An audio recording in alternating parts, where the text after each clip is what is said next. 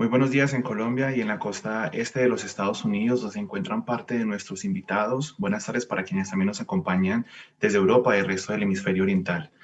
La Sociedad de Doctores e Investigadores de Colombia, SOFIC, les da la bienvenida al webinar titulado Publicaciones Científicas, cómo mejorar la calidad e impacto. En SOFIC impulsamos el rol transformador de la ciencia en las sociedades, garantizando el diálogo permanente entre los saberes. Parte de nuestra actividad se enfoca entonces en promover el desarrollo profesional de nuestros asociados y por eso hoy queremos dialogar sobre cómo mejorar la calidad y el impacto de nuestras publicaciones científicas. Antes de entrarnos en la conversación con nuestros invitados, queremos compartirles una breve salvedad sobre las protestas que actualmente se presentan en Colombia.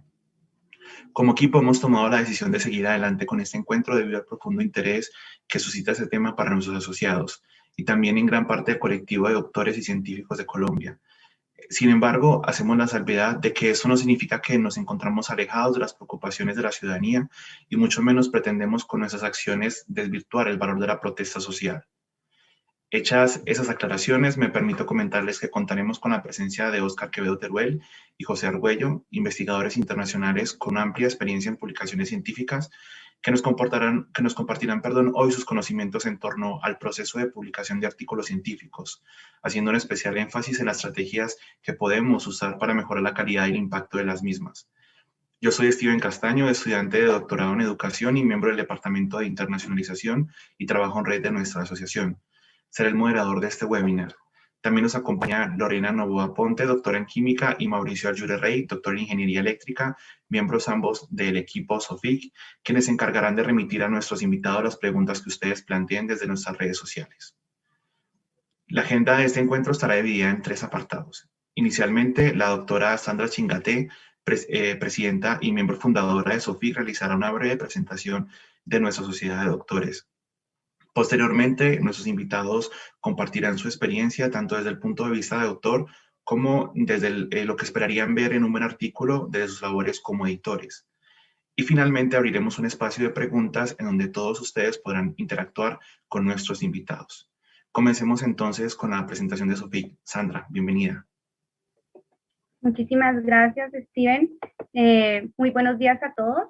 Mi nombre es Sandra Milena Chingate López y como presidenta de la Sociedad de Doctores e Investigadores de Colombia, SOFIC, les damos la bienvenida a nuestro 7º webinar, transmitido en simultáneo a través de nuestras redes sociales, Facebook, YouTube y Twitter. Agradecemos a nuestros conferencistas, los doctores José Argüello y Óscar Quevedo, así como a las instituciones que apoyan este webinar, Instituto I3+, Universidad Distrital Francisco José de Caldas, Electromagnetic Compatibility Society y la Universidad Autónoma de Bucaramanga. Igualmente a todos nuestros asociados e invitados por acompañarnos el día de hoy. La Sociedad de Doctores e Investigadores de Colombia es una asociación sin ánimo de lucro creada por un grupo de doctores y doctorandos del país que busca integrar a los investigadores de todas las disciplinas académicas, abordando diferentes ámbitos para generar el impacto social, económico y científico que requiere nuestro país. SOFIC es una comunidad gremial de personas con formación de alto nivel, caracterizados por su creatividad, espíritu crítico y multidisciplinariedad, con la participación de colombianos a nivel nacional e internacional, interconectados con la academia y la industria, que busca ser incluyente, participativa y abierta a la sociedad. Por lo cual, nuestra misión es contribuir al desarrollo de Colombia a través de la ciencia, la tecnología y la innovación, promoviendo y representando iniciativas que contribuyan a la generación y consolidación de la comunidad científica, prestando asesoría a todo nivel a organismos públicos, privados o mixtos, generando planes de acción y proyectos que puedan vincular investigadores en Colombia y en el extranjero. Desde la constitución de SOFIC en agosto del 2020 a la fecha, somos alrededor de 250 asociados que se encuentran en Norteamérica, Suramérica y Europa. Finalmente, extiendo una invitación muy cordial a ser parte de nuestra Sociedad de Doctores e Investigadores de Colombia y damos inicio al webinar de hoy. Muchísimas gracias. Muchas gracias, Sandra. Buenos días a todos y gracias por estar acá. Es para mí un honor presentar a nuestro primer invitado, José Argüello, quien ha sido mi mentor durante los últimos 6 años. José posee la distinción honorífica Walter and Miriam Ruthman por sus labores como profesor en el Departamento de Química y Bioquímica del Worcester Polytechnic Institute de Massachusetts en Estados Unidos. Ha sido becario Fulbright y elegido miembro de la Asociación Estadounidense para el Avance de la Ciencia, AAAS por sus siglas en inglés. José es licenciado en Química Biológica de la Universidad Nacional de Córdoba y doctor en Biología de la Universidad Nacional de Río Cuarto, ambas en Argentina. Posteriormente realizó 2 estancias postdoctorales en los Estados Unidos en las universidades de Pensilvania y Cincinnati. Luego de ello, fundó su grupo de investigación en Massachusetts, en donde durante las últimas 2 décadas se ha dedicado a estudiar la homeostasis de cobre y metales en general en bacterias patogénicas usando aproximaciones bioquímicas, biofísicas, tecnologías ómicas y análisis de sistemas. José es autor de numerosas publicaciones, incluyendo artículos originales, revisiones y capítulos de libros. También es miembro de numerosos paneles de evaluación para asignación de proyectos y becas en Estados Unidos, incluyendo NIH, NSF, Fulbright, AAAS, entre otros, así como en corporaciones similares en Alemania, Francia, Inglaterra, Israel, Suecia, Egipto y Argentina. José es editor asociado del Journal of Biological Chemistry, revista fundada en 1905 y número 1 global en biología celular y molecular según el índice H de Shimago.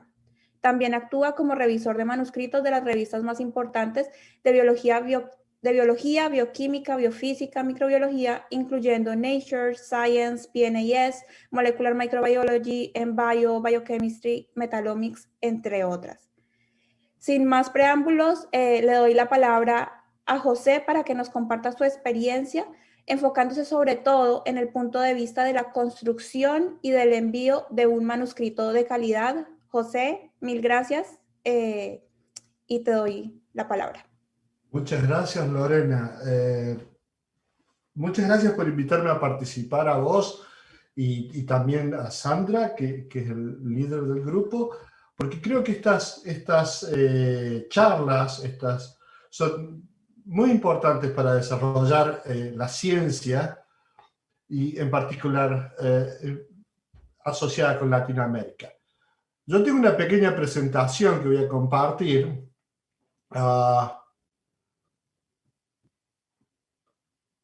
Veamos, espero que esté bien, esté visible y voy a... Ok,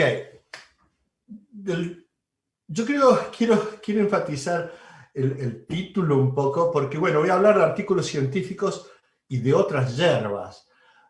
Y con esto quiero hacerles pensar que los artículos no son eventos aislados, pero tienen un origen. Son la conclusión de un largo proceso. Y en este sentido, los artículos son el resultado de nuestra investigación. Empieza cuando nosotros empezamos un proyecto, cuando nos unimos a un laboratorio, o en el caso de aquellos que ya pueden tener un laboratorio, cuando seleccionamos la gente que trabajará con nosotros, nuestros colaboradores. Cuando estaba escribiendo esto me acordaba de mi abuelita, que sabía mucho de esto, y ella siempre decía que el que nace para pito nunca llega a corneta. Con lo cual, lo que quiero decir es, tienen que pensar el artículo desde el principio, va a determinar la calidad, no lo que venga después. Lo que debemos saber si hablamos de artículos es qué es un artículo primero, o qué es un buen artículo. Un buen artículo fundamentalmente es una historia, cuenta algo. Pero para ser bueno debe comenzar con una hipótesis. Simplemente describir vi esto no es suficiente. Y esa hipótesis es de cómo pasan las cosas y finalmente si la demuestro o no. Y lo que voy a hacer durante esta presentación es un poco describir distintos aspectos de esta definición. Quizás debería comenzar por usando la referencia a la película de Clint Eastwood, el bueno, el malo y el feo. Es decir, que hay artículos buenos, hay artículos malos y hay artículos feos. Empecemos por qué es bueno y qué es malo. Primero, la idea de originalidad. Originalidad no quiere decir que nunca fue publicado. Por ejemplo, el número de hormigas que hay en mi casa nunca fue publicado. Sin embargo, no le interesa a nadie. Alternativamente, un proceso bioquímico, para hablar de un poco de lo que yo sé, que se describió en ratones, si ahora lo describo en lombrices, bueno, sí, nunca fue descrito, pero es imitación de lo que se hizo ya antes, y eso es malo. La otra historia, por ejemplo, y esto es fundamental, mecanística. Por ejemplo, si yo digo que pasa un auto por el frente de mi casa a gran velocidad, describo un fenómeno, pero no explico cómo pasa. En cambio, si digo, bueno, pasa un auto con un hombre accidentado que va al hospital a alta velocidad, ahí empiezo a tener un mecanismo. ¿Por qué va a alta velocidad? ¿Por qué pasan las cosas? Un artículo bueno es claro, acotado, uno malo es confuso, indefinido. Acá es cuando viene, mucha gente habla, ¿cómo? ¿Pero qué me dices de confuso? García Márquez escribió 100 años de soledad y habla de Arcadio, Aureliano José, José Arcadio. Uno se confunde con todos esos nombres. Sí, pero no somos García Márquez, número uno. Y número dos, esa confusión en este caso tiene un gol, un objetivo. No en nuestros trabajos. No en nuestros trabajos. La otra cosa que es común ver es que los buenos demuestran una idea y los malos muestran cuánto trabajamos. Yo sé que sobre todo para la gente que se está entrenando, para los doctorandos o los postdoc, quieren decir cuánto trabajaron, porque trabajaron mucho y quieren poner todos los resultados en un paper o en un trabajo. A nadie le interesa. Eso es satisfacción personal. El gol es tener claridad, no escribir todo lo que uno ha hecho. Con estas ideas pasemos al feo. Disculpen, tiene errores de todo tipo, no se pueden leer, esto está dado vuelta, no es ni español siquiera, no se entiende nada. Esto pasa en muchos papers. Déjenme clarificar esto. Acá son las mismas ideas, exactamente lo que el slide anterior, pero en forma clara y bien formateada. Estos errores le molestan mucho a los reviewers. ¿Por qué les molestan mucho a los reviewers? Porque hablan del descuido con el que el paper fue preparado. En esto ustedes tienen 100% de control. Acá no puede haber errores. Por eso los reviewers se ven un poco molestos cuando hay errores de este tipo. Otro de los problemas que creo que tendríamos como hablantes de español y las publicaciones son fundamentalmente en inglés, pensamos que el idioma es un problema grande. Y sí, es un problema grande. Pero también es fácil de solucionar porque las reglas de escritura son comunes a todos los idiomas. Una frase en cualquier idioma tiene un sujeto, un verbo y un complemento. Si falta uno de esos, estamos en problemas. Deben tener un solo verbo y un solo sujeto. Si tienen más de eso, estamos en problemas. Los adjetivos modifican sustantivos, los adverbios modifican verbos. Y ahora vamos a la más importante de todas las reglas. Más de 15 palabras o más de 2 líneas. La frase está mal escrita. Me acuerdo de alguien me dijo, sí, pero si uno lee literatura o lee Borges, nada de esto aplica. Es cierto, pero nosotros no somos Borges. Somos científicos, escribimos en forma clara, escribimos en forma casi mecánica. Bien, vamos ahora a esta definición que les di al principio y tratemos de explicarla mejor. Un artículo es una historia. Ustedes en esta diapositiva ven una historia, ven una serie de bocetos que finalmente hacen un toro, pero es plana, no tiene hipótesis, no tiene mecanismo. Lo único que muestra es cuánto Picasso trabajó para dibujar un toro. O sea que como artículo o como historia es bastante aburrido. Vayamos a otra historia, porque yo decía, un artículo es una historia que dicen cómo pasan las cosas, y acá voy a mostrarles una historia que me tiene a mí como objetivo central, pero es una historia que ya empieza confusa, porque hay muchas cosas en esta foto. Y la foto muestra cómo se da vuelta una tortilla española. Como Oscar debe estar pensando, todas las tortillas son españolas, perdón. Bien, pero la foto, si bien me dice cómo la tortilla se da vuelta, es complicada, hay muchas cosas, y no me explica por qué. No hay hipótesis. Es un trabajo científico malo. Vamos al último ejemplo. Porque el artículo en historia que empieza con una hipótesis de cómo pasan las cosas y la demuestra o no.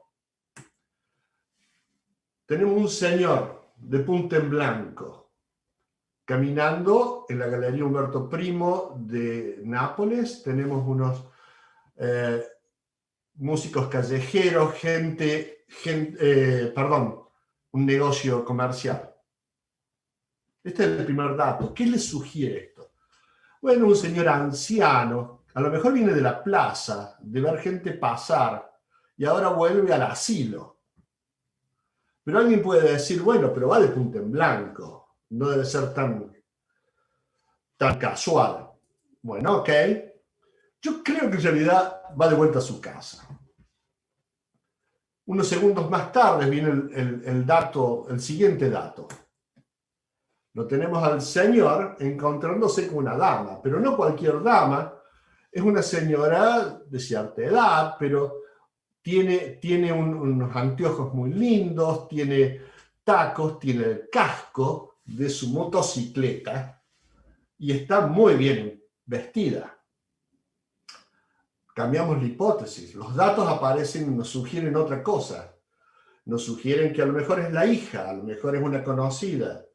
A lo mejor el hombre está nada más que pidiendo direcciones, pero también puede que sea la amante y están a punto de entrar al hotel que se ve detrás.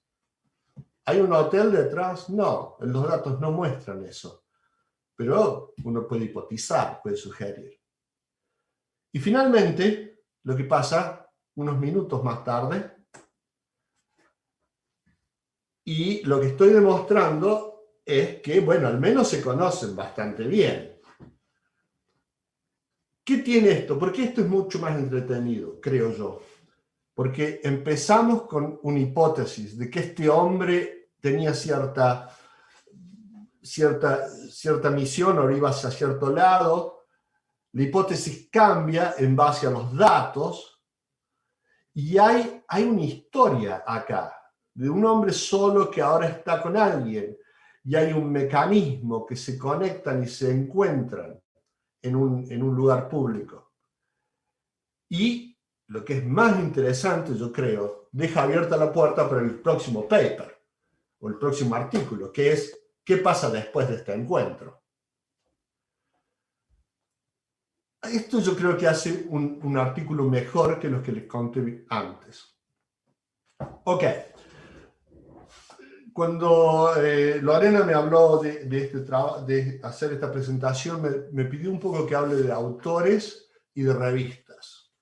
Esos son temas un poco más difíciles, pero al menos empecemos por el más fácil, que es hablar de autores. Normalmente trabajamos en grupo, y si estamos en la gran mayoría de las ciencias duras, digamos, los grupos suelen ser más grandes. Y hay un director de proyecto, el jefe. Primero y principal, el jefe debe tener una política clara, conocida, constante, y que es informada apenas uno llega al laboratorio. Si el jefe no tiene esto, y no se los dice desde el comienzo, bueno, a lo mejor deben cambiar de laboratorio. Es algo muy importante, porque el jefe tiene que tener una visión de cómo esto debe ser. Los autores deben contribuir información, y esto puede venir en muchas formas. Un gráfico, un número, eso es fácil. Una idea fundamental, sustancial, un análisis intelectual irreemplazable. ¿Qué quiero decir con estas últimas dos? Que si uno va de cervezas y empieza a tirar cualquier idea, ¿y por qué no me dije esto? ¿Y por qué no me dije aquello? Bueno, eso no son ideas fundamentales, ¿no es cierto? O sea, tiene que haber una contribución importante. Datos esenciales, aunque tal vez sean mínimos, pero sin esos datos el trabajo no se publicaría. Lo que a veces uno ve es que hay gente que simplemente existe en el laboratorio, son miembros del grupo, y hay grupos que ponen a todos los miembros en los trabajos. Eso no es lo que pasa en mi laboratorio. No creo que lo que debería pasar. Los autores deben ser solo aquellos que han contribuido al trabajo. La otra cosa es que depende de la ciencia, pero al menos en muchas ciencias las que yo conozco, el jefe, que es el director, va en general último, y los otros autores empieza el tesista o el postdoctorando que más contribuyó al paper, va primero, y a medida que la contribución disminuye, van decayendo, o van más tarde en el orden de autores. He escuchado que hay gente que pone invitados. Pongamos a Juancito, que entonces nos aceptan el trabajo en aquella revista. Eso es una mala costumbre que yo no la sigo. Es deshonesto para los autores, es deshonesto para Juancito, es deshonesto para los que no son autores. Ok. La revista. Hablar de cómo seleccionar la revista es más difícil porque depende mucho de la experiencia. Primero, cuán bueno es el artículo. El jefe, si es bueno, debería saber cuán bueno es el artículo. De acuerdo, mejor artículo da revistas más altas. Yo no soy partidario de tratemos de mandarlo a una revista y si nos lo rebotan, lo mandamos a una revista más baja. Personalmente he revisado el mismo paper 4 o 5 veces que ha ido cada vez en una revista más baja, más baja, más baja, más baja. ¿Eso qué me dice? Que el autor o que el jefe de ese grupo no tiene idea de cuán bueno es su trabajo o cuán malo, ni cuál es la calidad de los magazines. Habla mal de uno, mandar el mismo trabajo a distintas revistas a medida que va siendo rebotado. No es una idea. ¿Quién es la audiencia? Bueno, es bioquímico, son microbiólogos, son astrofísicos. Disculpen. Ok, ahí estamos. ¿Y cuáles son otra cosa que es importante? ¿Cuáles son restricciones de tiempo, espacio y fondo? Es decir, si necesitamos publicar para que nos renueven el grant o el subsidio, bueno, a lo mejor lo mandamos a una revista no tan buena, para estar seguro que publicamos ese trabajo antes que el grant sea recibido. Todas estas decisiones, si bien el jefe puede charlar y consultar, él es el que decide. O en general, el jefe es el que decide. Y voy a dejar un poco abierto para que va a haber preguntas más luego y ya mi tiempo está casi llegando al final. Muchas gracias por su atención y charlamos luego. Muchas gracias, José. Ahora continuamos con la intervención de Óscar Quevedo Teruel, que estará un poco más orientada al punto de vista del editor. Óscar es miembro destacado del Instituto de Ingenieros Electricistas y Electrónicos IEEE, Asociación Mundial de Ingenieros dedicada a la normalización y el desarrollo en áreas técnicas. Recibió su título de ingeniero en telecomunicaciones de la Universidad Carlos III de Madrid, en España, en el año 2005, parte del cual realizó en la Universidad Chalmers de Gotemburgo, en Suecia. Óscar finalizó su doctorado en la Universidad Carlos III de Madrid en 2010. Luego fue invitado a realizar un postdoctorado en la Universidad Delft, en Holanda. Durante 2010 y 2011, Óscar se unió al Departamento de Física Teórica de Materia Condensada de la Universidad Autónoma de Madrid como Research Fellow, continuando luego con una estancia postdoctoral en la Universidad Queen Mary en Londres entre 2011 y 2013. En 2014, Óscar se unió a la División de Ingeniería Electromagnética de la Escuela de Ingeniería Eléctrica y Ciencias Computacionales en el KTH, Royal Institute of Technology, en Estocolmo, Suecia, en calidad de profesor asociado y director del programa de maestría en fusión electromagnética e ingeniería aeroespacial. Desde el 2018, Óscar ha sido editor asociado de la revista IEEE Transactions on Antennas and Propagations. Entre 2018 y 2020, Óscar fungió como delegado para Suecia, Noruega e Islandia de la Asociación Europea en Antenas y Propagación, EURAP. Durante 2020, Óscar fundó la revista EURAP Journal Reviews of Electromagnetics, de la que es el editor en jefe. Desde enero de 2021, Óscar pertenece a la Junta Directiva de EURAP. Adicionalmente, Óscar es profesor distinguido de la Sociedad IEEE Antennas and Propagation Society y preside el programa de iniciativas educacionales de dicha sociedad. Óscar ha realizado diversas contribuciones científicas en higher symmetries, óptica de transformación, antenas tipo lente, metasuperficies, antenas tipo leaky wave y superficies de alta impedancia. Ha sido coautor de 98 artículos científicos en journals internacionales y de 160 artículos de conferencias internacionales. Óscar, gracias por acompañarnos y bienvenido. Te doy la palabra. Muchas gracias, Mauricio, por la introducción. Me resulta un poco raro escuchar mi biografía en español, pero has hecho una traducción muy buena, porque normalmente la biografía las escribo en inglés. Sí, lo primero que me gustaría comentar es, a lo mejor también tenéis la duda, los que me estáis escuchando ahora mismo desde fuera, y es, ¿quién es esta persona? ¿Quién es Óscar y por qué debería escucharle durante los próximos 10 minutos? Bueno, tampoco es que sea un gurú de las publicaciones, pero es cierto, como ha dicho Mauricio, que, bueno, en mi caso particular, ya creo que desde que escribí la biografía tengo un par de publicaciones más tengo alrededor de unas 100 publicaciones en revistas internacionales, de las cuales, pues a lo mejor entre 60 y 70 estarán o incluso más, a lo mejor están en el primer cuartil, que es muchas veces como se evalúan la calidad de las revistas. Y como bien ha dicho, pues soy editor asociado de lo que ha dicho él, que es el IEEE Transactions on Antennas and Propagation, que supuestamente es la revista más prestigiosa de mi campo de investigación.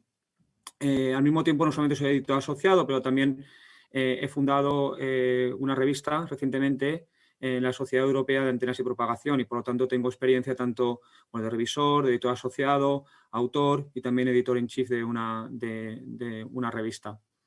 Entonces, bueno, mi opinión es relativa, como todas las opiniones del mundo, pero evidentemente, si quieres analizar, tengo bastante experiencia y creo que, bueno, con estos números es fácil decir que tengo una experiencia fundada. En primer lugar, quería también decir, bueno, antes de empezar un poco más hablando de revistas y tal, querría decir que estoy prácticamente 99,99% de acuerdo con lo que ha comentado antes José.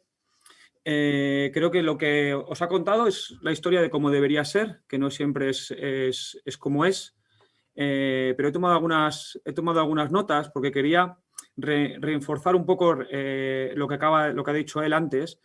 Y una de las cosas, por ejemplo, importantes, no solamente como editor, pero por ejemplo como investigador y como mi grupo de investigación, y es que una cosa muy, muy importante es que si no solamente sois estudiantes de doctorado, pero a lo mejor también sois profesores en una universidad, es muy importante que cuando tengáis un equipo de trabajo, el jefe, en este caso yo soy el jefe de mi equipo, explique las expectativas del grupo y explique, yo tengo unas transparencias en las que explico cuáles son las expectativas de trabajo y explico las normas del grupo. Y las normas del grupo incluyen normas de publicación y las normas de publicación que tengo son muy parecidas a las que ha comentado José antes.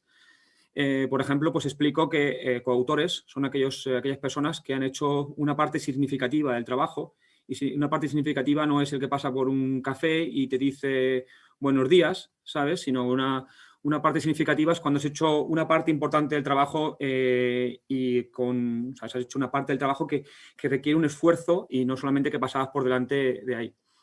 Igualmente recomiendo que no pongáis a autores o coautores que no han hecho parte del trabajo. Entiendo que es una parte ahora que se difunde mucho esto de poner autores que no han hecho absolutamente nada, pero es muy importante que se defina quién ha hecho el trabajo. Luego otra parte que José a lo mejor no ha dicho, pero que también es bastante importante y que os recomendaría como tenéis un grupo de trabajo, es que desde el principio dejéis las cosas muy claras a vuestro grupo de trabajo. Ha dicho él que el primer autor, normalmente también en mi comunidad científica, el primer autor es el que ha hecho la mayoría del trabajo o el que ha hecho el trabajo más fundamental, por así decirlo, ¿no? Entonces, es muy importante para evitar cualquier tipo de conflicto en vuestro grupo que defináis desde un principio, cuando se empieza a hacer un trabajo y tiene un ámbito que parece que va a ser una publicación, es muy importante que defináis el rol de cada uno de la gente que contribuye al trabajo. Pues mira, esta persona hace esto, esta persona hace esto, pero esta persona es la que en realidad, supuestamente, si el trabajo sigue adelante, los resultados al final se definen 100%, esta persona va a ser la que va a ser el primer autor, porque eso os evitará luego problemas a la hora de que cuando defináis al final quiénes son los autores del trabajo, problemas en vuestro equipo. Y yo, como ha dicho Mauricio, he trabajado en muchos sitios y he visto conflictos, he visto peleas entre gente muy a menudo, y es muy, muy importante que defináis esto al principio cuando empecéis a trabajar. Si vuestro jefe no tiene la capacidad o no está cualificado para hacer esto, que a veces también sucede, pues también os comentaría que vosotros como estudiantes de doctorado o iniciadores o postdocs, intentaréis forzar la situación y preguntar. Inicialmente no os calléis, no os quedéis ahí callados y agachéis la cabeza, sino que en un principio digáis, oye, que esto parece que pinta como un artículo, ¿no? ¿Quién va a ser el primer autor? Porque si no, puede ser que a lo mejor las expectativas no se correspondan con lo que uno opina y luego eso pues provoca una frustración más allá de ahí. Bueno, continuando también un poco con lo de los artículos, en primer lugar, cómo se escribe un artículo o cómo hay que hacerlo. Primero que os recomendaría, bueno, lo que ha dicho José es correcto, o sea, esto no es cuestión, no va de publicar artículos. El currículum, y eso lo digo a mis estudiantes de mi grupo, no es tengo 38 artículos en revista, no. Yo escribo un artículo porque quiero difundir. Entonces, hemos conseguido unos resultados que son interesantes, pienso que son resultados interesantes para la comunidad científica, generan un conocimiento y como van a generar un cierto conocimiento, pues queremos difundirlos, ¿no? Y eso pues implica, como ha dicho José, que hay que contar una historia y la historia pues tiene que ser sintética y tiene que tener un cierto hilo de lo que vamos a contar, ¿no? Y en este caso tenéis que poner también en el lado en este caso vamos a empezar a pasar a hablar del revisor, el editor, ¿no? Y el lector, es decir, la gente que os va a revisar los artículos son gente pues que quiere leer una historia y os va a dar su opinión personal de lo que es esa historia y van a actuar como si fueran potenciales lectores de esa historia.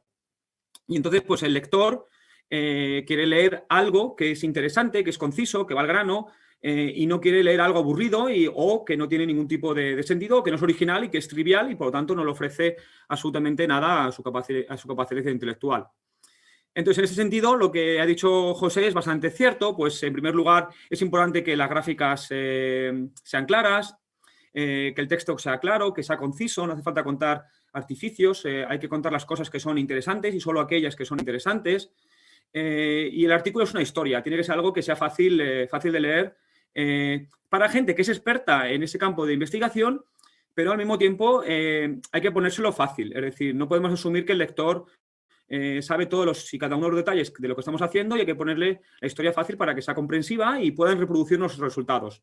Y eso es otra cosa muy importante. Es decir, cuando contamos una historia, no solamente una historia de una serie de resultados, pero los resultados que contamos tienen que ser posiblemente reproducidos. Si no, la historia que contamos no vale para nada. Si yo les digo que la montaña más alta del mundo es tal y luego nadie puede medir montañas o no pueden reproducir los resultados, pues ese conocimiento pues en realidad no puede ser validado y por lo tanto es completamente inútil.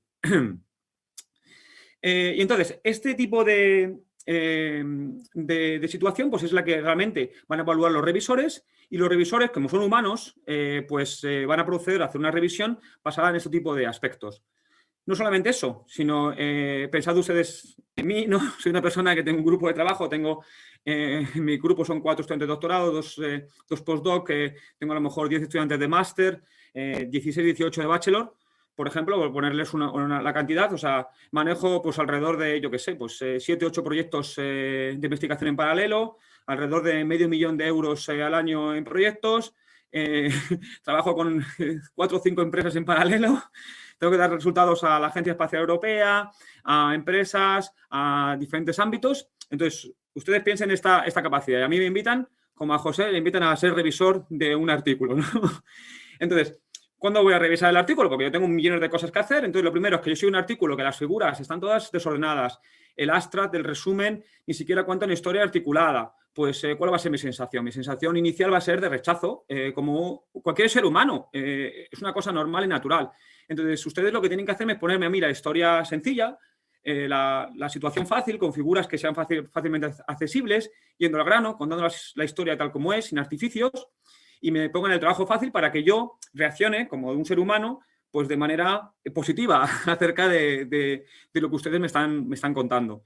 Y esas son las claves esenciales, primarias, para que su artículo sea recibido de manera buena, tanto por el editor, editor asociado, y luego por los revisores. Y como les digo, y luego por los lectores, porque no se olviden que el objetivo final de todo esto es que ustedes quieren contar una historia que la gente sea atraída por ella. O sea, no queremos publicar algo por el hecho de publicar y conseguir un número y que se quede ahí en mi armario, sino que lo que queremos es que sea un libro leído. Si la gente lee su libro, su artículo, eso quiere decir que después de eso se inspirará en su trabajo para continuarlo, porque será inspirador. ¿Y eso qué significará? Pues que cuando esa gente escriba su propio trabajo, pues les citarán. Y entonces, en ese caso, ustedes conseguirán pues, un índice de impacto más alto, ¿no? Eso es lo que al final se valora pues, en los rankings científicos y ese tipo de cosas. Lo importante no son los parámetros que tenemos, sino el objetivo de esos parámetros. Es decir, tener un H-index alto significa que hay mucha gente que le cita, pero el H-index no es importante. Lo que importa es que haya mucha gente que está interesada en el trabajo que usted está haciendo. Eso es lo más importante. José se está sonriendo. Creo que estamos bastante de acuerdo, al menos con la charla que ha hecho antes creo que estamos bastante de acuerdo. Bueno, y luego hay otra cosa más, que también ha hablado José y que voy a intentar también ahora hablar, porque también es también del tema de de dónde publicamos, ¿no? Y por qué publicamos en las revistas altas o revistas bajas, ese tipo de cosas, ¿no? Entonces, estoy totalmente de acuerdo con José, me ha pasado exactamente lo mismo. Yo soy revisor pues, de las revistas más altas que, bueno, pues hasta Nature, tal, no sé qué, o sea, revistas de Pacto de 40, tal, he sido revisor. Y pues me ha pasado lo mismo que le ha pasado a José, que es el primer artículo, que es un artículo pues que los autores no han sido honestos consigo mismos e intentan ir a lo más alto posible. Te llega el artículo y obviamente pues, es una revista de alto nivel y no puedes aceptar eso. Entonces, la siguiente, tú eres el experto en las palabras esas claves y lo que te hace es que te llega después en la siguiente revista, luego vas a rechazar porque tampoco tiene nivel y te va llegando y eso crea también una mala reputación tuya y de tu grupo. Entonces hay que ser honesto y yo siempre, hombre, yo es que tiro muy alto a mi grupo, siempre les digo que, de hecho siempre me dicen los estudiantes o incluso los colaboradores, hombre, es que esto podríamos haberlo, bueno, dicen, colado en una revista un poquito más alta, sí, no, es decir, yo quiero ser honesto y cuando envío una revista envío por encima de la media de la revista, esa es mi postura. Entonces tienes que elegir la revista consecuente con los resultados que estás mostrando. Y a veces pues hay que ser humilde, los resultados que se han obtenido son interesantes para la comunidad científica, pero no tienen un impacto alto y por lo tanto hay que ir a revistas un poco más humildes. Y luego otro tema muy importante, y es que ahora mismo también está muy de moda y es una confusión muy grande, y es ir a revistas que tienen un índice de impacto muy alto, pero que no tienen nada de relación con mi investigación, ¿no? Y eso también provoca, incluso que al final cuele, la palabra cuela, entra en la revista y al final te lo pueden publicar, tiene un efecto negativo en tu carrera. Porque a lo mejor el impacto de ese artículo en particular no es muy bajo, pero es que en la revista adecuada, aunque esa revista tuviera un índice de impacto más bajo, sería muchísimo más alto. Entonces, hay que intentar no dejarse llevar por esta especie de cortina de humo, de publicaciones, de impactos y tal, e intentar publicar en la revista que más encaja con el artículo que quieres publicar, con la historia que quieres contar. La historia tiene que estar encajada bien en la revista a la que enviamos el artículo.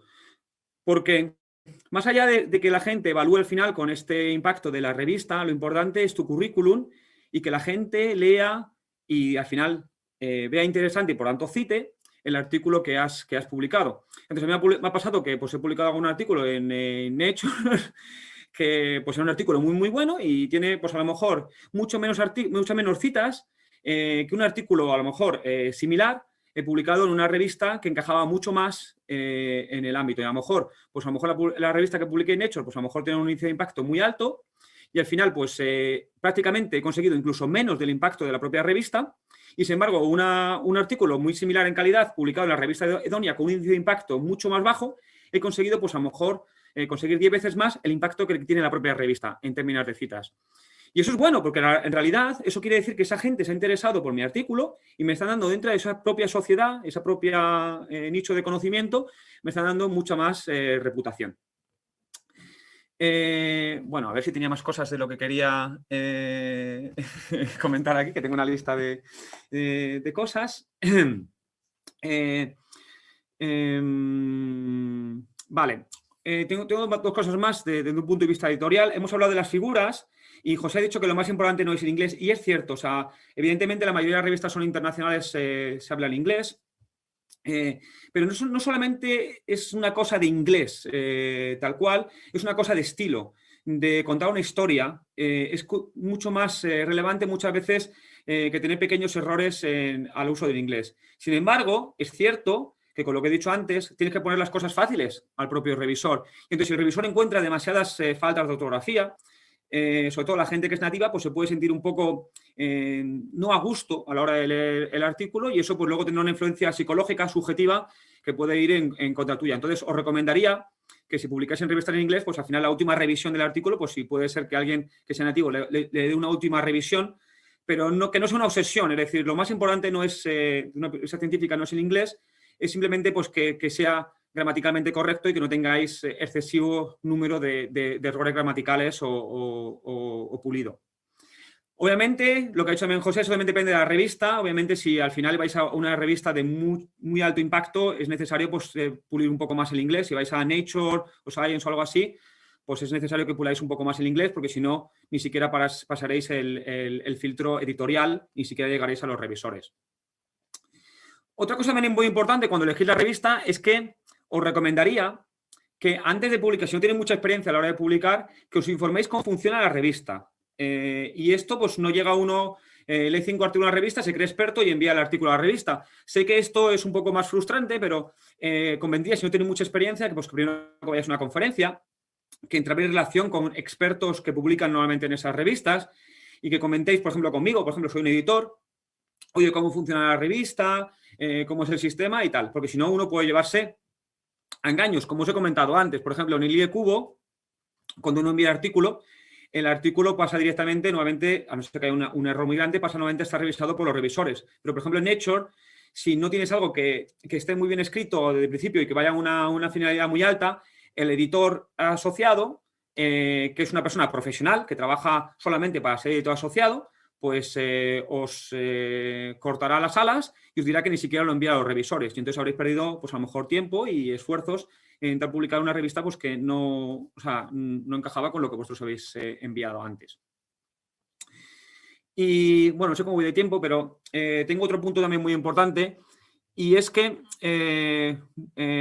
quiero hablar acerca del proceso de post enviado, ¿no? Porque parece como que tú envías el artículo y ahí ya se ha acabado el proceso, pero no. Imaginaos que el artículo está bien recibido, que lo recibe el editor, lo reciben los revisores.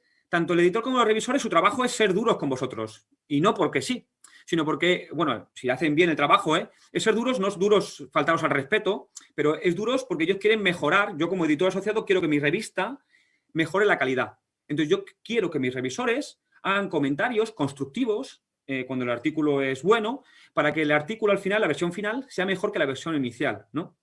Entonces, muchas veces, pues la gente en texto es difícil de comunicar ese tipo de expresiones y entonces os puede parecer que la gente es destructiva, pero es muy importante que tengáis autocrítica y que toméis con buena voluntad los mensajes de los revisores. Es importante no frustrarse, no atacar a los revisores ni nada por el estilo, sino coger comentario por comentario cuando respondéis a los revisores, intentar pensar de manera un poco buena, es decir, a ver, ¿qué puedo sacar bueno del comentario de este revisor y cómo puedo intentar con esto mejorar mi artículo? Y coger cada uno de los comentarios que está haciendo los revisores, intentar sacar algo positivo e intentar mejorar con ello el artículo que tengáis. Mi primer tutor así de investigación fue mi director de máster, que era un profesor en Chalmers en Suecia, y él siempre me decía, Óscar, lo que tienes que hacer, yo siempre he luchado por mis artículos. Y es una cosa que quiero que tengáis en cuenta. Es decir, los artículos, aparte, cuando no tenéis mucha experiencia, si no tenéis mucha experiencia en publicar, no tenéis muchas publicaciones, al principio hay que lucharlos. Y lucharlos no significa decir al revisor, oye, que no tienes ni idea y que yo estoy endiosado. No, no es eso. Es decir, tener autocrítica, ver los comentarios de los revisores, ponerse en su lugar y coger cada uno de esos comentarios y hacerlo un punto fuerte de tu artículo. Es decir, reconvertirlo, escuchar lo que están diciendo y con eso hacer mejor tu artículo en corto plazo y a medio y largo plazo mejorar el siguiente y el siguiente, porque todos esos comentarios no se quedan ahí. Es una serie de pautas, una serie de ideas que luego podéis usar para mejorar todos y cada uno de los artículos que vayáis a publicar en el futuro.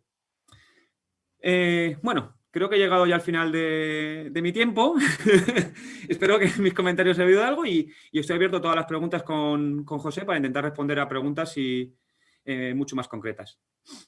Perfecto, muchísimas gracias, profesor Quevedo Teruel y profesor Argüello. De verdad que es bastante gratificante encontrar en esos espacios no solamente experiencia y conocimiento, sino también una magnífica elocuencia. Vamos entonces a pasar al apartado de preguntas. En primer lugar, Jorge Ari Noruega le pregunta al profesor José, bueno, le da en primer lugar las gracias, dice que es una excelente charla, y le preguntan, profesor, ¿quién tiene la culpa de que se publiquen artículos malos y feos? ¿Es culpa de los procesos y filtros editoriales o del nivel científico de los autores? Gracias por la pregunta, muy buena. A ver, en general, una de las razones por las cuales se publican muchos trabajos feos, digamos, es por la abundancia de revistas científicas. En los últimos probablemente 15, 20 años ha habido una proliferación de editoriales donde hay que comer. ¿Qué quiero decir con esto? Que hay que publicar, hay que llenar la revista y muchas veces se aceptan trabajos de pobre calidad. Eso es lo más común como fuente de trabajos malos. En revistas tradicionales, a mí me gustó mucho cuando Lorena tuvo la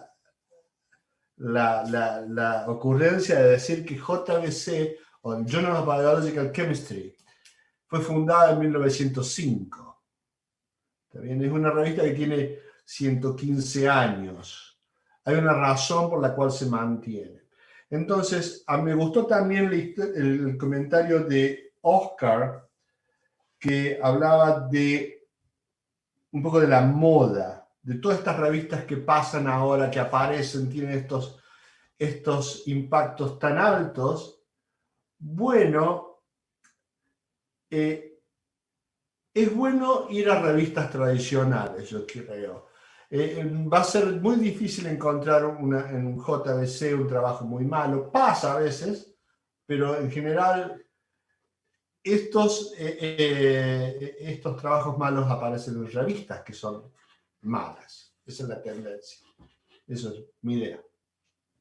Vale, José. De pronto, no sé si en contravía de este mismo tema, pero hay una pregunta, en realidad dos preguntas en la misma línea, una de Zuli Rodríguez y otra de Lina Caballero. Y las preguntas son, ¿qué opinión tienen de los nuevos movimientos que promueven publicaciones en idiomas distintos al inglés, como una forma de mostrar la soberanía científica en países de habla hispana o que hablen otros idiomas? Y en ese mismo sentido, pregunta Lina, ¿no sería interesante fortalecer las publicaciones científicas nacionales? ¿Cómo fortalecemos nuestras propias revistas colombianas? ¿Cómo motivamos para aumentar la calidad de las mismas? De pronto escuchamos a Óscar primero y si José tienes algo para complementar, bienvenido. Es un tema difícil, buscar un buen compromiso. Yo creo que, obviamente, yo soy un amante de los idiomas y hablo algunos, pero es cierto que, independientemente de que, evidentemente, pues, el inglés estés poniendo por encima del resto de idiomas, tiene unas ciertas connotaciones históricas y que podemos estar más o menos de acuerdo, excepto que la mayoría de la sociedad científica habla ese idioma. Entonces, si uno quiere, volvemos un poco a la idea que estaba contando antes yo, si lo que quiere uno es contar una historia y quiere tener la máxima audiencia posible, es lógico que al final, pues uno cuando quiera conseguir la máxima audiencia, pues hable en el idioma que más personas entienden. Y por fortuna o por desgracia, no voy a entrar tampoco a valorar este tema, el inglés es el idioma que más personas entienden y que más se utiliza de manera habitual, pues, para distribuir comunicaciones científicas. En cualquier caso, yo, por ejemplo, bueno, no en Colombia porque mis raíces son españolas, sí que me gusta mantener muchísimo mis relaciones y los vínculos en España, también en Francia, en Italia. Y muchas veces voy a conferencias locales en las que se hablan los idiomas locales y me encanta, pues, poder discutir con la gente en temas locales, pero evidentemente si uno quiere un impacto más alto y quiere que su trabajo tenga un impacto más alto, pues es que no hay otra que hablar el idioma que la mayoría de la gente entiende. No sé si José está de acuerdo conmigo. Sí, completamente de acuerdo. Simplemente voy a agregar dos cosas. Yo creo que Zuli y Lina traen esta historia del nacionalismo o de lo nacional, que estoy completamente de acuerdo. Lo primero que traigo es un compatriota de Oscar, Santiago Ramón y Cajal. Fue el premio Nobel de 1904, donde la ciencia en esos tiempos se escribía en alemán, no en inglés.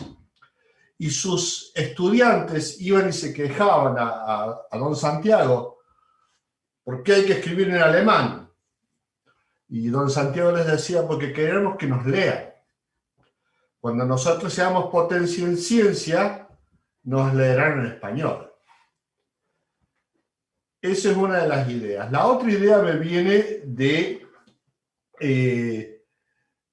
otro premio Nobel, Luis Federico Leloir, que era un premio Nobel argentino en química, y él insistía que la forma de levantar la ciencia era publicar mejor ciencia. O sea, él enfatizaba mandar a las revistas donde estaban los mejores reviewers para mejorar la ciencia. Era un hombre que hablaba basado en datos. ¿Cómo decir? En verdadero prestigio, había autenticidad. Si uno quiere levantar la ciencia en español, tiene que hacer buena ciencia. Esa es la forma de levantarla, no escribir en español. Y luego hacer lo que dijo Oscar, que es hacer lo que estamos haciendo justo ahora. ¿No? Con eso estoy. Muchas gracias, José Óscar. Tenemos por aquí una pregunta que nos hace Zuli Rodríguez. A ver, José, ¿qué nos puede decir? Y luego Óscar nos preguntan. ¿Cómo superar esa forma tradicional de que si el resultado no comprueba la hipótesis, no se publica? Es decir, ¿cómo generar la cultura de publicar resultados negativos, pero que sabemos que aportan al conocimiento? El resultado es cierto, la hipótesis hay que cambiarla. Siempre hay una razón. Si no satisfizo la hipótesis original, y bueno, cambiar la hipótesis. Y la hipótesis nadie la escribe en piedra.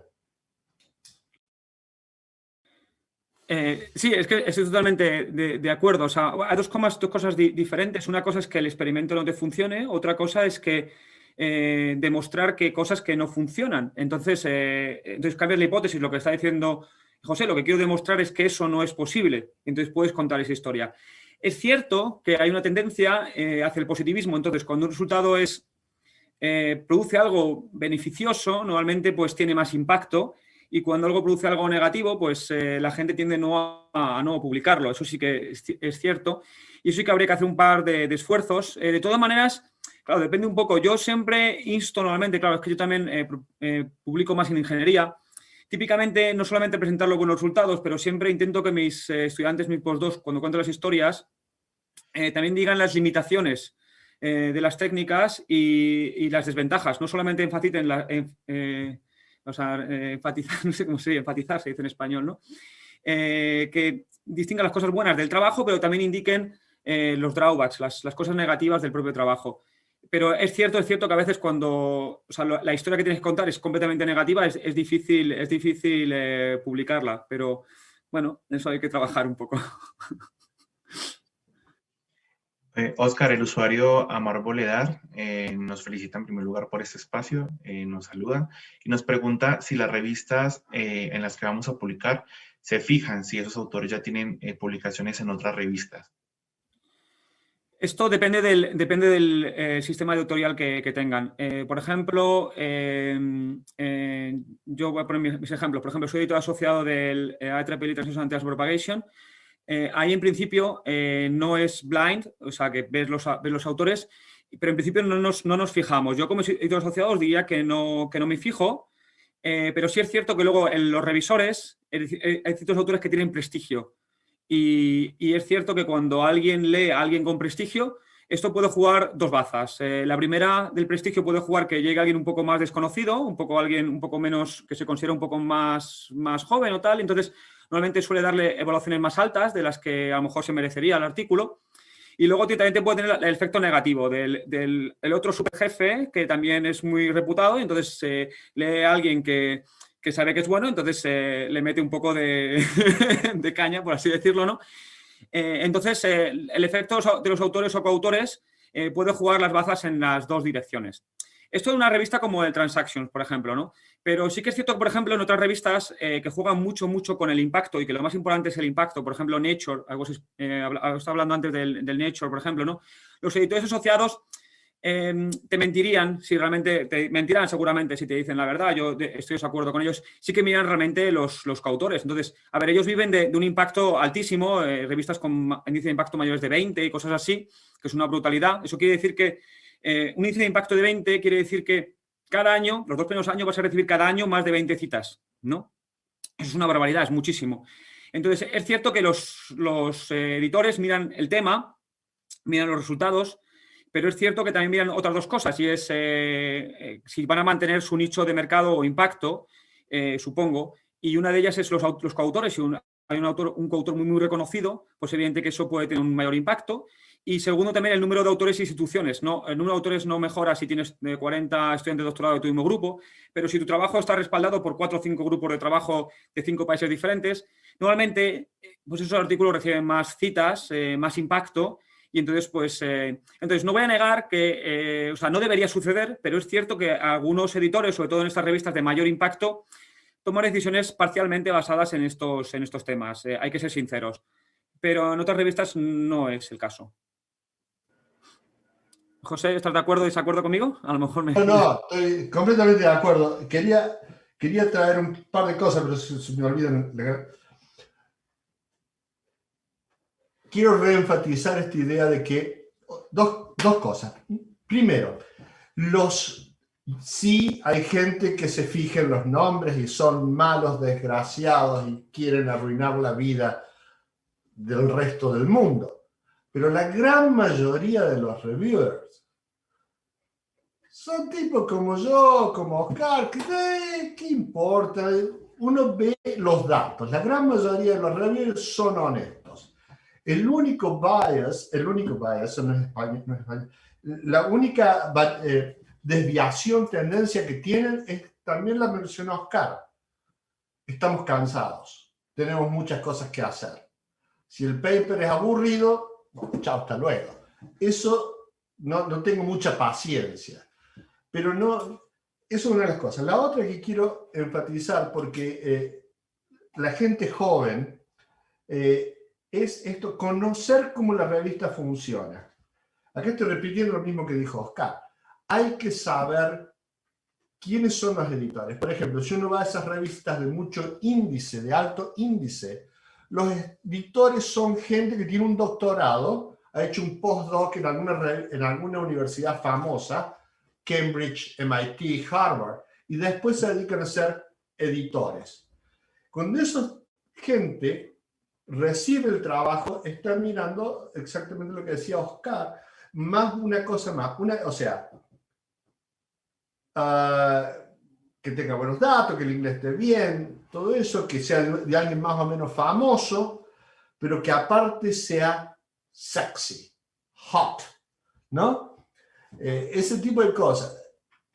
Pero bueno, qué sé yo no voy a hacer mi vida para satisfacer a esta gente, ¿no? Que son relativamente jóvenes, inexpertos y que están enfocándose en vender un producto.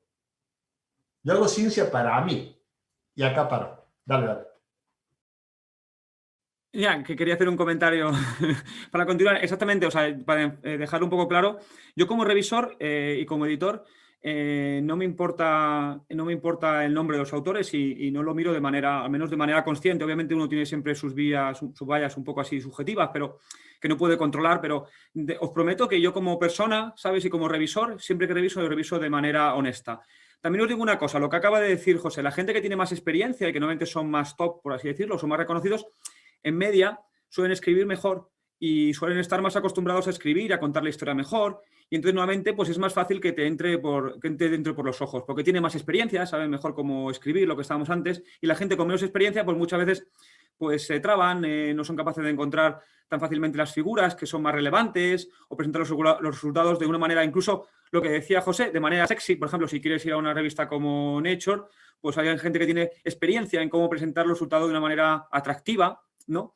Para poder atraer una mayor audiencia, y eso el editor asociado en este caso pues lo entenderá y lo verá.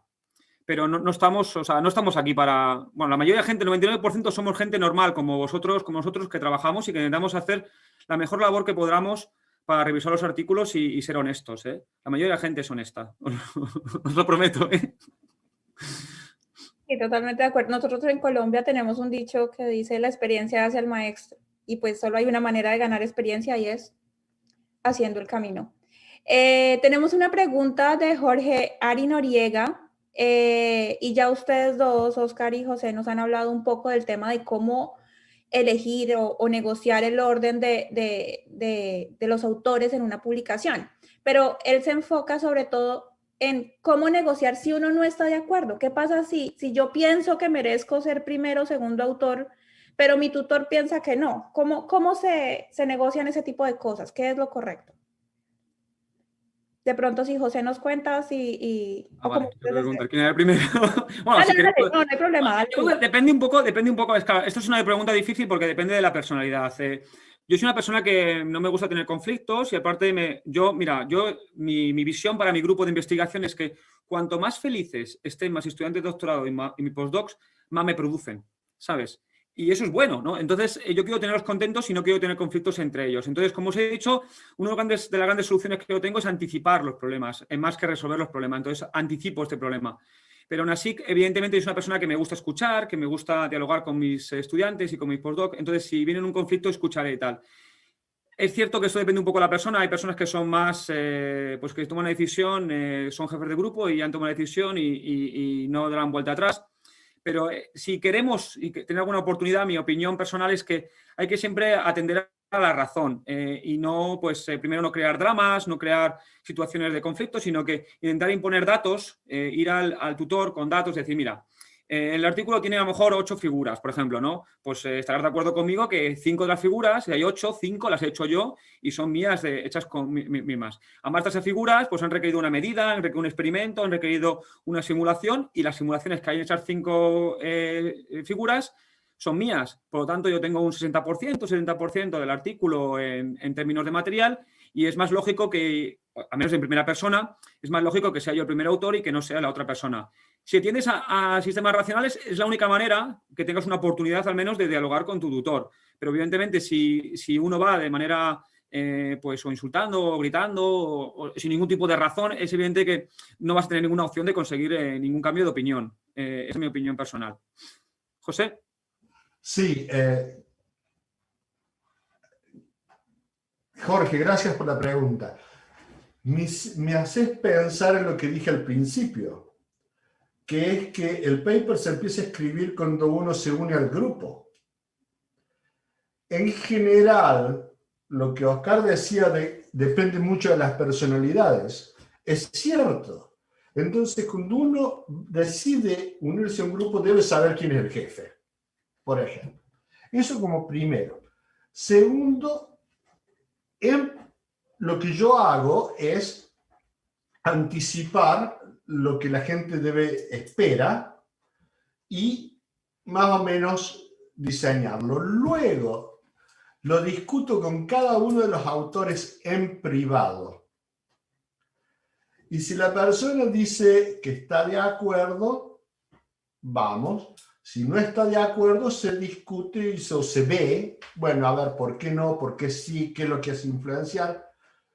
Lo que yo trato de evitar y sugiero evitarlo es las conversaciones con los peers, con los otros postdocs, con los otros graduate students, porque contribuye a conflicto y no soluciona mucho, porque el que debe decidir es el jefe, el único que realmente tiene poder. Entonces, ¿para qué voy a hablar con este otro tipo?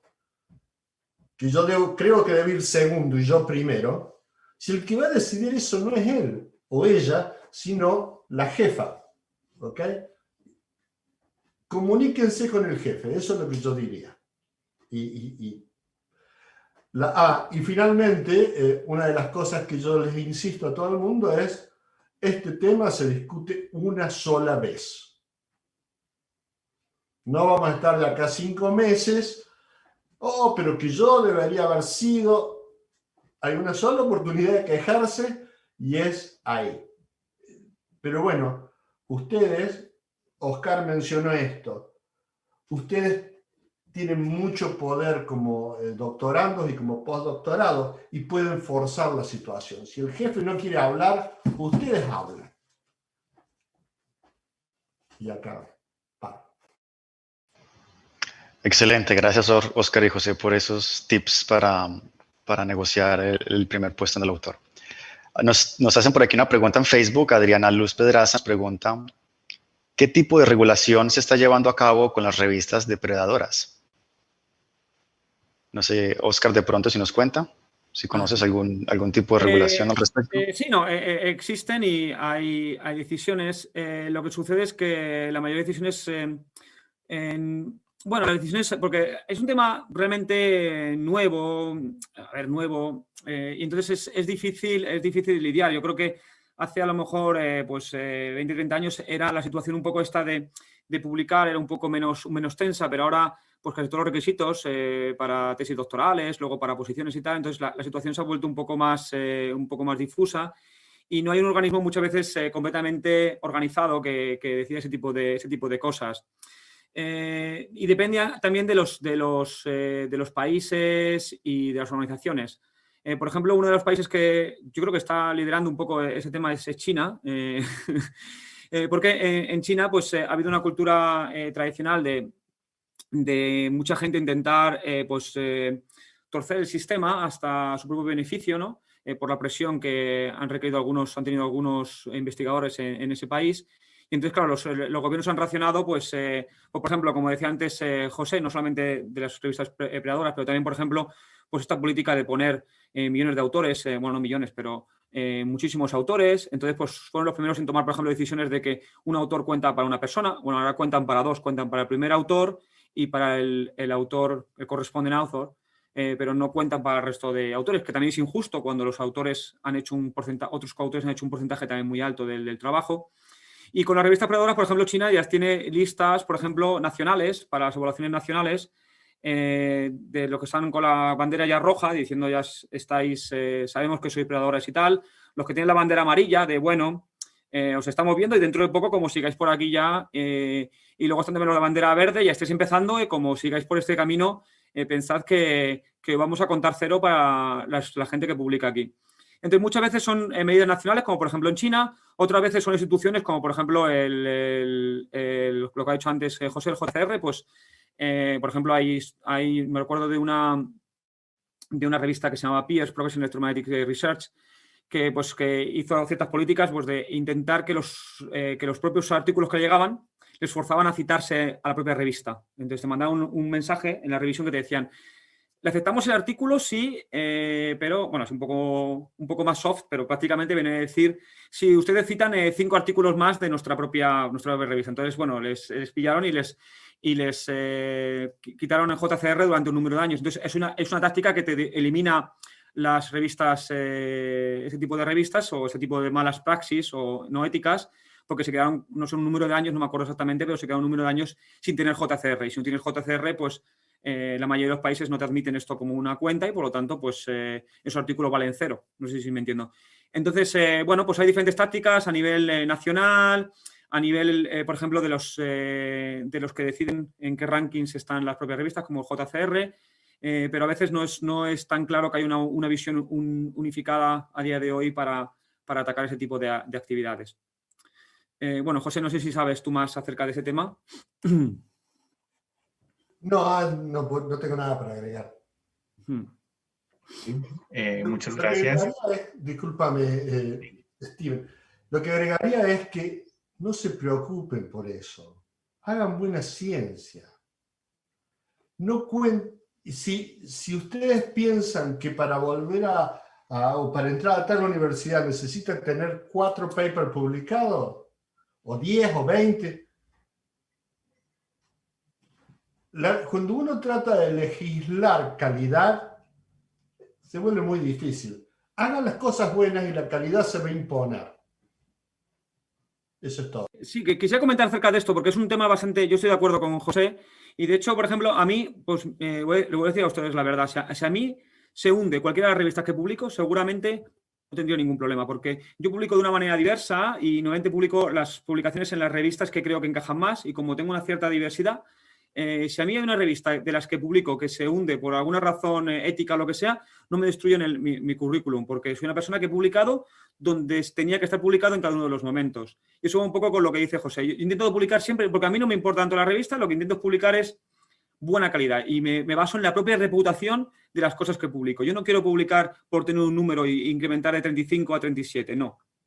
Yo publico las cosas que quiero contar, cuento las historias que creo que son interesantes y que me van a dar reputación a largo plazo, pero no publico por conseguir números. Esa es precisamente, o sea, pensar en los objetivos y no en los parámetros que miden los objetivos. Esa es la parte más importante. Pensad en lo que realmente os exige a un investigador, que es hacer ciencia, producir resultados interesantes, diseminarlos de forma atractiva y que la gente los siga y que los siga con emoción. Eso es lo que ustedes le están pidiendo, no tener un H-index de 34. Eso no se lo están pidiendo a nadie, aunque sea el parámetro de hoy, porque mañana el parámetro cambiará, pero usted será la misma persona. Ese es el problema. Entonces, no hay que focalizarse en parámetros, pero en hacer las cosas bien.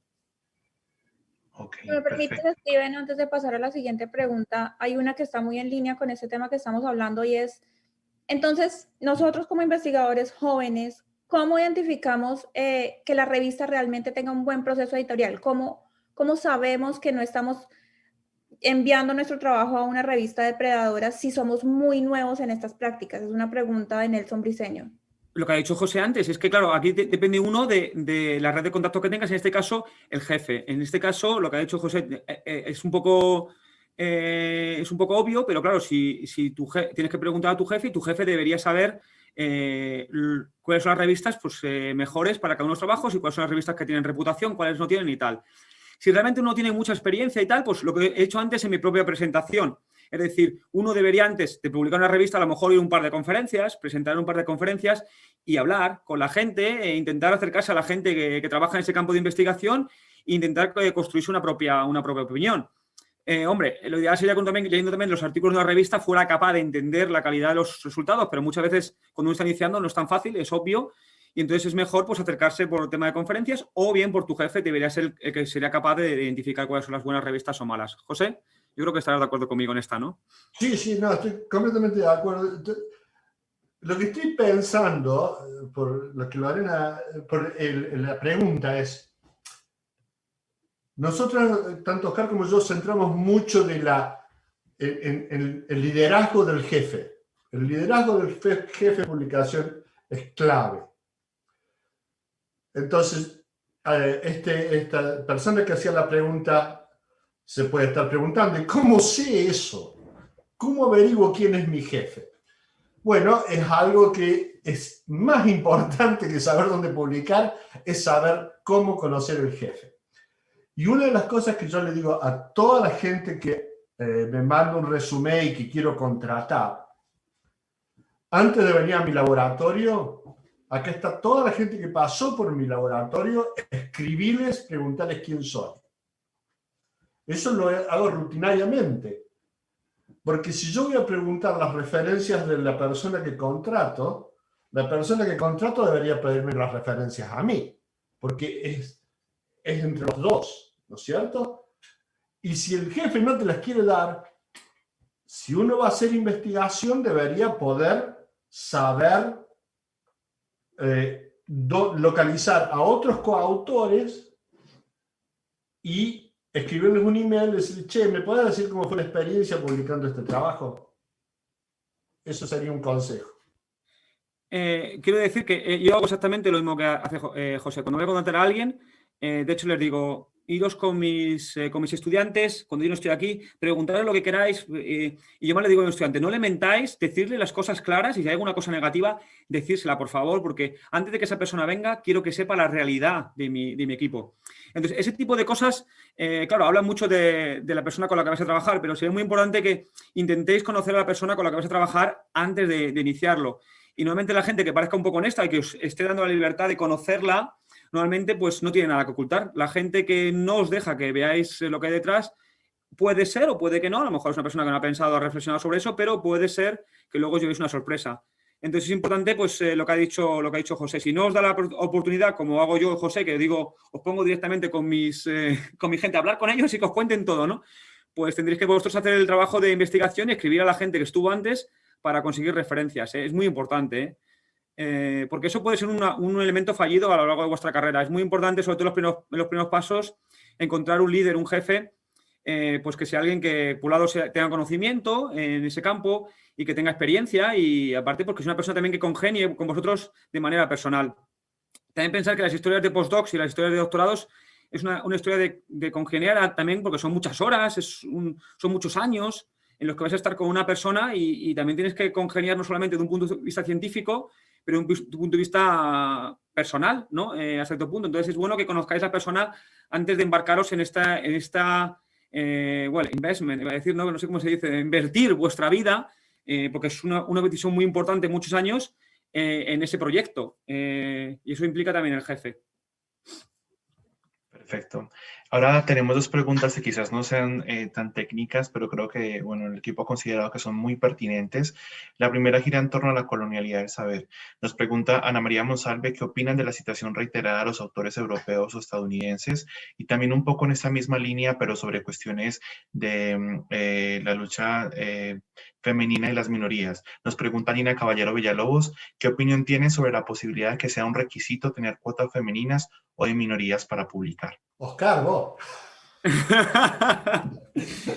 Bueno, a ver, hay dos preguntas. Una primera es el tema, yo creo que presenta como cultural, ¿no? Hay que ser conscientes de que, por desgracia, hay ciertos, lo que ahora se llaman países, naciones que pues, han tenido más recursos y por lo tanto han estado liderando, como decía antes José, pues Alemania antes, o a lo mejor pues ahora más a lo mejor Estados Unidos o ciertos países europeos, pues tienen una predominancia científica en ciertos ámbitos de investigación. Eso no quiere decir que sean más listos, eso quiere decir que vienen de un punto más alto históricamente, por razones que, bueno, pues pueden ser muy diferentes. Y pues es normal que cuando uno empieza la carrera 100 metros más adelante, pues es capaz de llegar a 110 metros antes que el que empieza de 10 metros. Eso me parece que es bastante obvio. Entonces, claro, a luchar con eso pues es un poco difícil. Lo que hay que hacer si queremos resolver esas cosas es, bueno, desde los países que están más desarrollados deberían ayudar más a los países menos desarrollados, pero también es cierto que los países que están un poco más detrás, pues tienen que intentar pues invertir más en investigación y ciencia para intentar poco a poco pues, acercarse más a los otros países. Es una situación muy complicada, pero evidentemente no depende de los investigadores. Ahora, el tema del feminismo, bueno, yo me declaro aquí feminista, pero feminista no significa estar a favor de las mujeres por encima de los hombres, sino que feminismo significa que todos tengamos las mismas oportunidades independientemente de nuestro género, ¿sabes? Entonces, yo no creo que haya que dar más oportunidades a las mujeres por ser mujeres, sino que hay que darle las mismas oportunidades a hombres y mujeres y que ambos pues, tengan las mismas oportunidades de llegar a los mismos puestos y situaciones. Por ejemplo, yo que sé, puedo hablar, por ejemplo, de Suecia. Por ejemplo, una cosa que hicieron que a mí me parece bastante buena son los proyectos de investigación nacionales que se llaman VIAR, que son bueno, proyectos de investigación fundamental. Pues lo que hacen es, no dan más proyectos a mujeres que a hombres, lo que hacen es que dan en proporción a los aplicantes. Entonces, si a lo mejor han habido solamente un 20% de mujeres en un campo de investigación, pues el 20% de las grants tienen que ir a mujeres y el 80% a los hombres para no producir un proceso de discriminación, a lo mejor o sesgo, que a lo mejor fuera subjetivo, porque muchas veces el subjetivo no es planeado por la gente. Pero claro, eso no significa a lo mejor 50 y 50, porque a lo mejor hay menos solicitantes que son mujeres, hombres. Me parece, por ejemplo, una buena táctica a la hora de mantener este equilibrio. Es un tema muy difícil y hay ciertos ámbitos en los que están muy desequilibrados. En particular, mi campo de investigación está bastante desequilibrado, son más hombres que mujeres. Pero es un tema difícil que tenemos que todos luchar juntos para intentar una mayor igualdad. Yo lo que me gustaría agregar, número uno, en términos de la colonialización científica o bien, o sea, es un poco lo que dice Oscar. Nosotros vemos el mundo desde un periodo de nuestras cortas vidas, 50 años como profesionales a lo sumo, pero la ciencia es mucho más vieja. Piensen que la ciencia en el 1500 era italiana. ¿Está bien? Si vamos 800 años antes, hablaba en árabe la ciencia. Y probablemente, bueno, no creo que de acá a 100 años hablen chino porque es muy difícil de aprender. Es inconveniente. Pero la cosa cambia. Nos tocó en un momento con que se habla inglés, pero lo de inglés es reciente. El desarrollo de la ciencia en inglés es menos de 100 años. Entonces no me preocuparía mucho por eso, me preocuparía por hacer ciencia de calidad donde la gente crea que el grupo que está allá en Rosario, Argentina, o el grupo que está en Cali, Colombia, es bueno como para invitarlo a un congreso. Luego, la segunda pregunta, yo creo que es muy difícil legislar buenas maneras, buena educación, salud. Es muy difícil legislar que tiene que haber 3 mujeres, 2 hombres, un homosexual y un trans. Eso es imposible. ¿Cómo lo podés controlar? ¿Cómo podés influenciarlo? Pregunta quién es el jefe. ¿No es cierto? El que pasó por ese laboratorio ya sabe si la jefa es sexista, si la jefa es de ultraderecha conservadora y cree que todos los hispanos deberían estar haciendo esto o aquello. Pregunta, ¿quién es la persona? Eventualmente los jefes sexistas, fascistas y todo eso se quedan sin postdocs o se quedan sin estudiantes graduados. Ya, por ponerte un ejemplo también, porque me gusta mejor poner a lo mejor ejemplos de lo que pasa, por ejemplo, yo por ejemplo, si cuando alguien, por ejemplo, viene nuevo a mi grupo, por ejemplo, ahora mismo mi grupo, se os he dicho, se compone de 4 estudiantes de doctorados y 2 postdocs, y entonces, por ejemplo, ya pongo un ejemplo, pues los 2 postdocs, no es una cosa que, pero normalmente yo que intento, pues más o menos mantener un buen equilibrio en el grupo, entonces tengo un postdoc que es un chico y otro que es una chica, y de los 4 estudiantes tengo 2 chicos y 2 chicas también, que no es una cosa que fuerce, pero cuando ya ves directamente, tú llegas, por ejemplo, y visitas mi grupo, yo te invito a visitar mi grupo, ya ves que es un grupo balanceado y que evidentemente no hay ningún tipo de sesgo, porque no evaluamos a nadie ni por género, ni por cultura, más todos mis bueno, tengo 2 chinos, pero el resto son todos nacionales, tengo un islandés, un sueco, una chica española, y una del norte de Irlanda. O sea, vais viendo que, es que mi grupo tiene todas las nacionalidades, tengo muchas nacionalidades, obviamente no todas porque es finito, pero vais viendo que realmente, o sea, por ejemplo, evidentemente lo que acaba de decir José, por ejemplo, mi grupo es un grupo en el que yo, por ejemplo, no tengo ninguna bias ni de género ni cultural, por así decirlo, ¿no? Que contrato pues el que mejor perfil tiene para el trabajo que hay que hacer en ese momento adecuado. Entonces, si no queréis tener ningún tipo de discriminación, ningún tipo de cosas, bueno, pues es importante que en el grupo que vayáis, pues antes os informéis, lo mismo de siempre, os informéis y a lo mejor eso es una buena imagen. Si el grupo es diverso, quiere decir que esa persona pues será una persona abierta y que justa. Justamente la semana anterior teníamos un taller de el postdoctorado y otros mitos y hablábamos precisamente de eso, de cuando uno está aplicando a una posición en un laboratorio, lo importante que es no solo prepararse para la entrevista que está haciendo, pero también entrevistar al investigador al que usted está aplicando, al laboratorio, a los colegas. Entonces, totalmente de acuerdo con lo que ustedes han mencionado. Hay otra pregunta, y si bien somos conscientes de que el tiempo está volando, creemos que son importantes porque se refieren a los costos de las publicaciones. ¿Qué opinan ustedes sobre el costo alto de las publicaciones científicas y cómo eso puede afectar la divulgación de la ciencia? Nos dice Cristian Pinto, ¿acaso no deberíamos propender por el libre acceso de la información? ¿Qué opinan ustedes?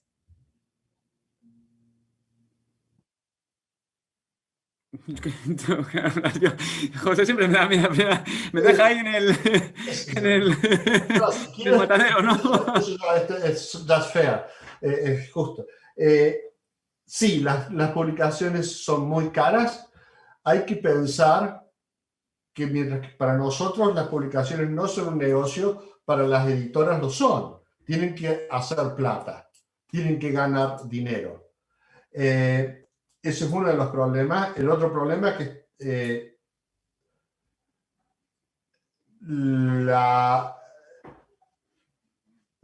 por ejemplo, lo único que pueden controlar eso son los que dan los fondos, los que pagan por eso. Porque en definitiva nosotros no pagamos por las publicaciones. Paga el que nos da los subsidios, que en la gran mayoría de los estados es el público. Sí, debería cambiarse. En Estados Unidos lo que se hace es que tienen que ser liberadas por un convenio con el NIH y con el NSF. Después de cierto, inmediatamente luego, tienen que ser liberadas. El problema de Latinoamérica lo sé, que es que no tienen los $2.000 en el subsidio. Y en ese caso, bueno, si muchas revistas dejan pasar el costo, no le cobran a los que hacen buena ciencia. Ahora, si el trabajo es un trabajo así, y lo único que no es de buena calidad, no va a andar. Sí, estoy de acuerdo. O sea, las revistas, por ejemplo, en las que yo suelo publicar, pues tienen 90 becas para los países que saben que no tienen tantos recursos. De todas maneras, yo querría incluso elevar es una pregunta muy buena y es una cosa que realmente influye también en lo que estábamos diciendo antes, que también no solamente es que en ciertos países ya estén corriendo 100 metros por delante, pero que también hay un tejido también económico que favorece ese tipo de cosas. Y no solamente para publicar, pero también diría muchas veces que, por ejemplo, pues las facilities, por ejemplo, los instrumentos que uno tiene, por ejemplo, los laboratorios que tiene, pues son más costosos y permiten hacer experimentos pues más sexys, como decía José antes. y también pues eso te permite también publicar o construir prototipos más caros. Entonces, es cierto que eso existe y es innegable. Lo que pasa es que, claro, es difícil resolver esto dado el sistema mundial capitalista que tenemos actualmente. Es difícil luchar contra eso. Bueno, no sé, se puede luchar, pero lo que digo es que a corto plazo pues el sistema es el que es y los que tienen el poder lo tienen. O sea que es difícil cambiarlo. Y en ese mismo sentido, vale, perfecto. Entendemos por qué las revistas cobran, pero ¿qué opinan de que no haya un pago para los revisores en la mayoría de los casos? Eso también es trabajo de parte de los investigadores que en muchas ocasiones va como extra. Se está discutiendo actualmente porque hay un problema y es que los revisores buenos, evidentemente, o por ejemplo, bueno, no que yo sea un revisor bueno, pero yo soy una persona más o menos reputada en mi campo, entonces me llegan muchísimas revisiones. Entonces llega un momento pues que yo estoy saturado y tengo que decir que no puedo revisar, yo no puedo revisar 50 artículos al año. Entonces, pues claro, llega un momento en el que están pensando que a lo mejor, pues claro, porque eso rebaja el nivel de revisión, porque tienes que contactar revisores menos cualificados. Entonces están pensando en dar de alguna manera pues un cierto pago a los revisores por el trabajo como están haciendo gratuito. No sé si estoy de acuerdo, de a favor, en contra, no sé, también es cierto que bueno, al final yo lo veo como una responsabilidad mía. Yo pues me pongo siempre intento pues a lo mejor revisar más del doble de los artículos que yo envío al año, al menos, para dar a la sociedad más de lo que me están dando a mí. Pero entiendo que, claro, es un tema un poco difícil. Y también si pagamos a los revisores, eso también implicará que habrá que subir también el precio de las revistas muchas veces.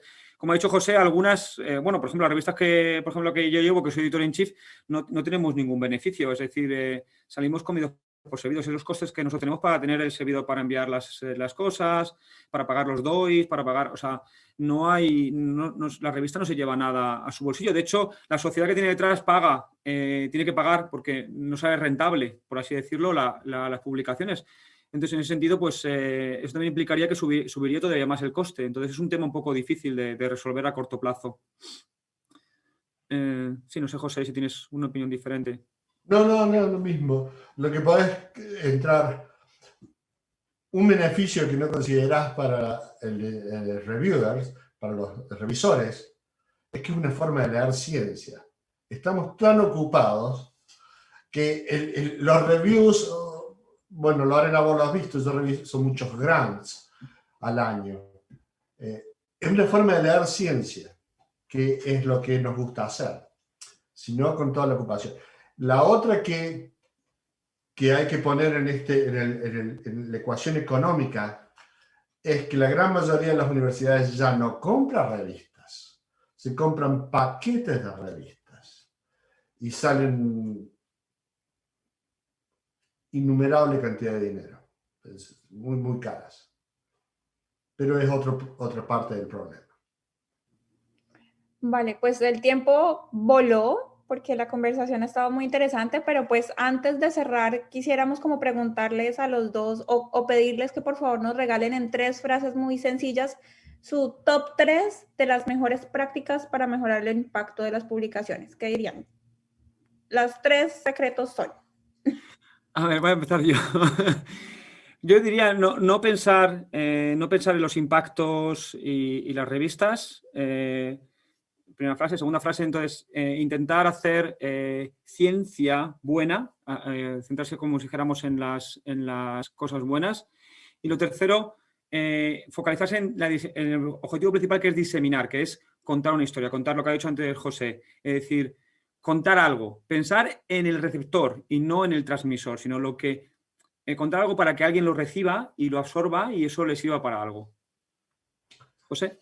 Sí, completamente de acuerdo que esas son las 3 fundamentales más importantes, pero como tengo 3 para tirar, número 1, de vuelta, el paper se empieza a escribir cuando uno empieza el proyecto. Escriban todo, porque si no, cuando escriben el paper y no van a buscar los resultados que hicieron un año atrás, no lo tienen, número 1. Número 2, lo más importante de un experimento son los controles. un paper, los experimentos que no tienen control, ese es un problema muy común. Y de vuelta, cuenten una historia para el lector, tengan en cuenta que el revisor está cansado. Y eso es todo. Vale, muchas gracias José, muchas gracias Oscar por compartir sus experiencias con nosotros, por aceptar esta invitación y pues formar parte de este proceso que desde SOFIC estamos intentando llevar a cabo en cuanto a la formación de doctores e investigadores en Colombia. Esperamos de verdad de corazón que la conversación de hoy sirva para mejorar el impacto de las publicaciones científicas que hacemos los investigadores y científicos colombianos. Y bueno, también les agradecemos a todos ustedes que nos están acompañando a través de las redes sociales, a las instituciones que apoyaron con la difusión y el respaldo a este evento. Somos conscientes de que no dimos respuesta a todas las preguntas porque recibimos más de las que esperábamos, pero esperamos que este tipo de espacios se sigan abriendo y podamos contribuir aún más a la formación de todos. Agradecemos a Steven por moderar el espacio, a Mauricio por acompañarnos, a Tito por la excelente transmisión y a todos los compañeros de la Sociedad de Doctores que están trabajando tras bambalinas para que todo esto salga de la mejor manera posible. Y si me lo permiten, le voy a dar 2 minutos o 3 a Sandra, que nos va a hacer una invitación muy especial al respecto de un congreso que estamos organizando. Entonces, si me permiten. Sandra, si quieres ver. Ok. Bueno, todos sean, que todos bienvenidos al primer Congreso Internacional SOFIC. Lo vamos a realizar del 4 al 6 de agosto. Es un evento de carácter virtual, multidisciplinario, que va a contar con la participación de charlas magistrales de personas, de investigadores de alta relevancia en los diferentes campos: humanidades, ciencias sociales, ciencias agrícolas, ciencias naturales, ingeniería y tecnología, ciencias médicas y de la salud. Lorena, ¿la puedes cambiar? Gracias. Tenemos la fecha límite de recepción de resúmenes 4 de junio para que, como les digo, por favor, pues revisen. Todos bienvenidos. Tenemos descuentos especiales para nuestros asociados y también para no asociados hasta el 11 de junio. Dentro también, siguiente, Lore. Gracias. Nuestros conferencistas magistrales, estamos viendo ahí, en cada una de las áreas, también a la ministra de Ciencia, Tecnología e Innovación, que nos va a hablar sobre políticas públicas, y pues en cada una de estas áreas vamos a tener también como productos de divulgación científica, la publicación de los resúmenes, la publicación de los videos de sus presentaciones, la invitación también a la convocatoria para publicar en un libro de investigación y en la revista Mutis. Vamos a también tener working paper con DOI, todo pues para ustedes. Y pues los invitamos, son las instituciones que nos apoyan: la Universidad Distrital Francisco José de Caldas, la Universidad de los Libertadores, Harvard Colombian Student Society, Tecnicafé, el Ministerio de Ciencia, Tecnología e Innovación, y sean todos bienvenidos. Muchísimas gracias a los conferencistas y a todo el equipo SOFIC, a todos los que están en casa. Muchísimas gracias por escucharnos y pues nos veremos en una próxima ocasión. Perfecto. Con eso damos cierre a nuestro webinar titulado Publicaciones científicas, cómo mejorar la calidad del impacto. Esperamos poder contar con todos ustedes como participantes en nuestro congreso y en futuras iniciativas. Para estar atentos a ello, los invitamos también a suscribirse a nuestras líneas de comunicación en Facebook, Twitter y YouTube. La Sociedad de Doctores SOFIC, poniendo la ciencia al servicio de la sociedad. Muchísimas gracias y que tengan un feliz resto de día.